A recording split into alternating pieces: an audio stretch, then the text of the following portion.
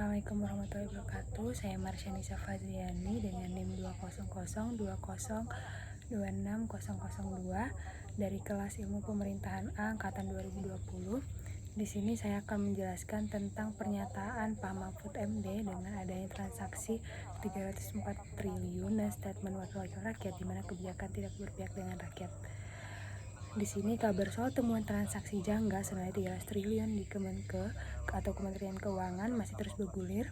Kasus tersebut pertama kali diungkapkan ke publik oleh Menteri Koordinator Bidang Politik, Hukum dan Keamanan Mahfud MD dalam sebuah acara di Universitas Gadjah Mada, Yogyakarta.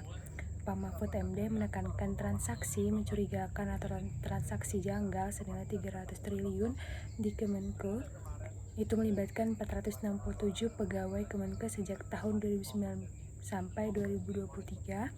Jika dikaitkan dengan kasus korupsi, menurut dia Kemenke sudah berhasil mengembalikan 7,8 triliun dari kasus-kasus tersebut. Lalu ia bahkan menduga nilai pencucian uang atau TPPU di Kemenke lebih besar dari korupsi yang mengambil uang negara.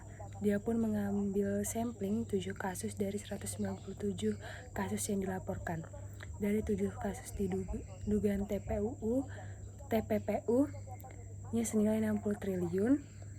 Lalu Ivan pun mengklarifikasi transaksi senilai 300 triliun itu bukan soal adanya penyalahgunaan kewenangan yang dilakukan oleh oknum Kemenke, tapi lebih kepada kasus-kasus yang ditangani sampai ke Kemenke dalam posisi Kemenke sebagai penyidik tindak pidana asal dari kasus-kasus kepabeanan, cukai, dan perpajakan.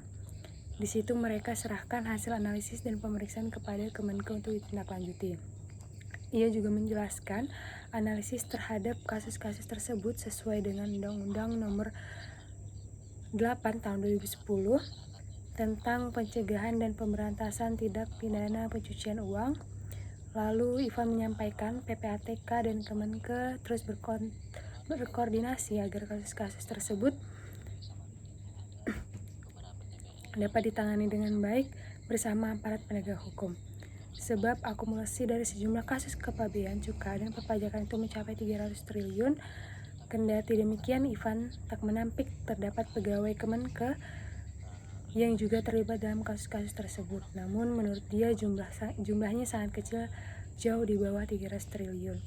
Irjen Kemenke Awan Nurmawan menambahkan Kemenke berkomitmen untuk melakukan pembersihan di tubuh kementerian. Seluruh informasi mengenai keterlibatan pegawai Kemenke dalam kasus-kasus kepabeanan, cukai, dan perpajakan akan ditindaklanjuti secara tepat dengan pemanggilan yang bersangkutan. Lalu menurut saya kejanggalan transaksi 349 triliun harus diselidiki dan ditelusuri melihat itu bukan jumlah yang kecil.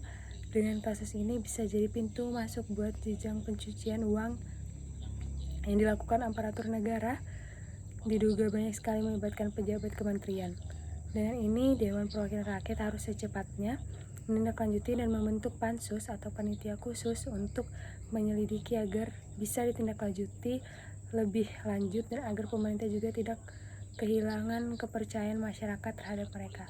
Sekian penjelasan dari saya. Assalamualaikum warahmatullahi wabarakatuh.